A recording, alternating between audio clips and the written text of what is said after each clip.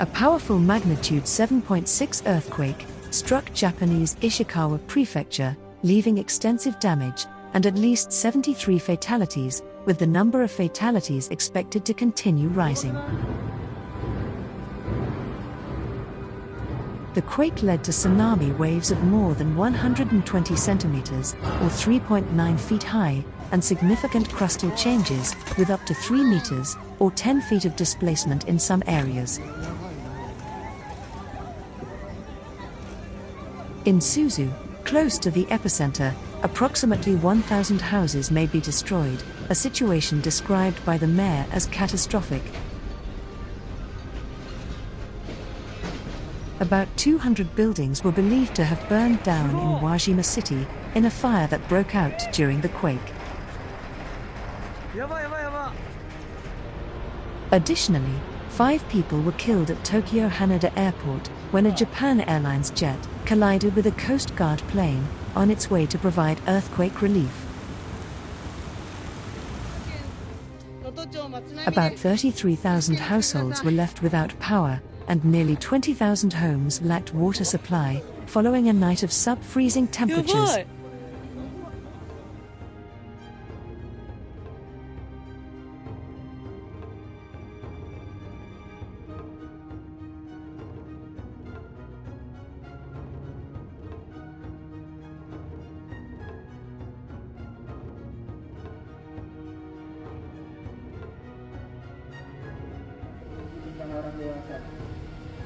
Many roads and residents' houses in the Kimang village area, in Palalawan Regency, of Riau province, were flooded, due to the overflowing of the Kampar River, after heavy rain, which lasted several days.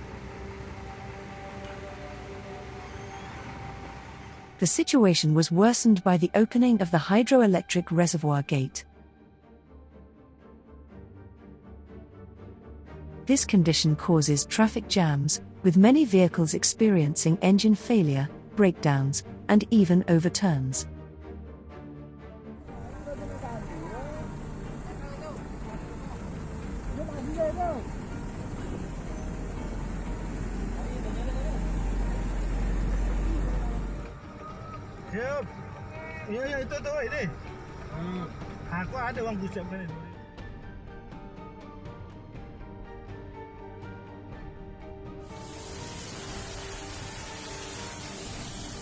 An intense storm of rain, wind and hail was recorded on the eve of the new year, in the capital of Cordoba, and towns in the interior of the province, with no victims reported, although there were evacuees, and interruptions in electricity and drinking water services.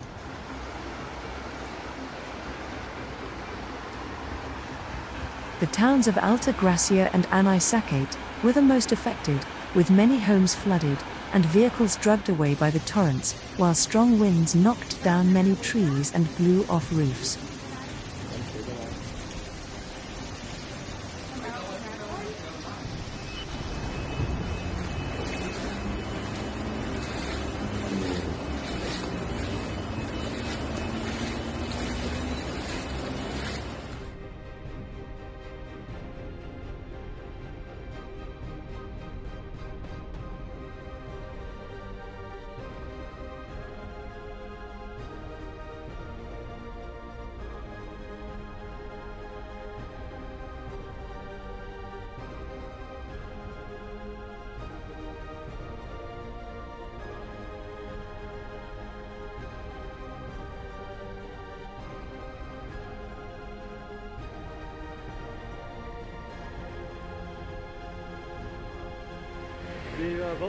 Houses in Orania, in the northern Cape province, were flooded, and damage was done to infrastructure after heavy rains fell over the area and caused flooding. Up to 80 millimeters, or 3 inches of rain was recorded in less than an hour in some parts, and roads were washed away. Some farmers in the area also suffered great damage, with fields that were flooded, and crops and infrastructure that were damaged.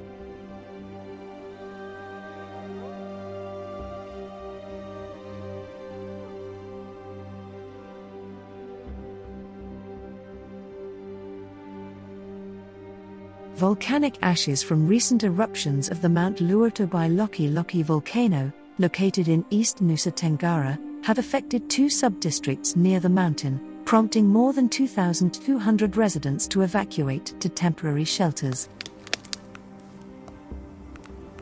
The volcano has erupted several times in recent weeks, including an eruption on Monday that spewed volcanic ash 1.5 kilometers, or 4,800 feet above its peak, forcing the authorities to establish an exclusion zone of 4 kilometers, or 2.4 miles around the crater.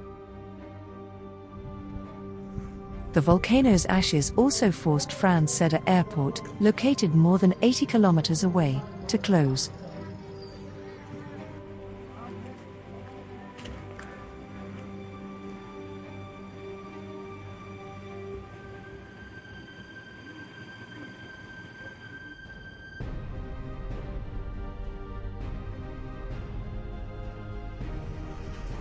Intense rain, thunderstorms and large hail lashed parts of Australia's east coast, caused by a massive storm front, as parts of southeast Queensland face a severe weather warning for intense rainfall and flash flooding in the coming days.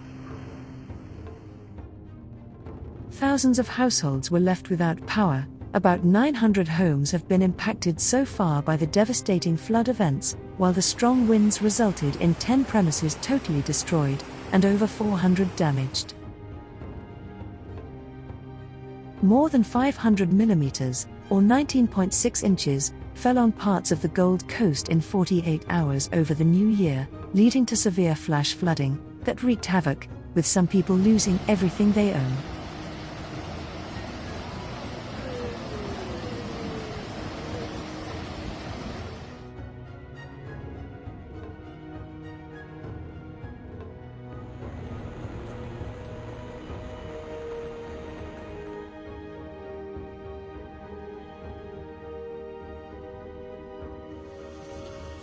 A month and a half after historic floods, the north of France, especially the Pas-de-Calais department, is experiencing again river overflows and floods. More than 50 department municipalities were affected, with at least 198 people having been evacuated, 2,000 residents being deprived of drinking water, and 10,000 homes left without electricity. Many house cellars have been flooded, and the residents were asked to stay away from streams, lakes and rivers, and avoid using their vehicles.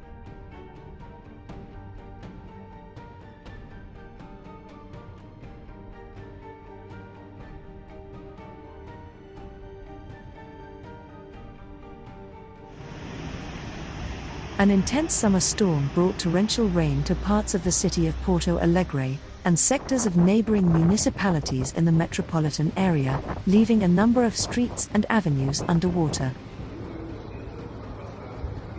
There were points where the water rose so much that it invaded houses and businesses, preventing vehicles from passing through. The accumulation of water also had an impact on the operation of trains.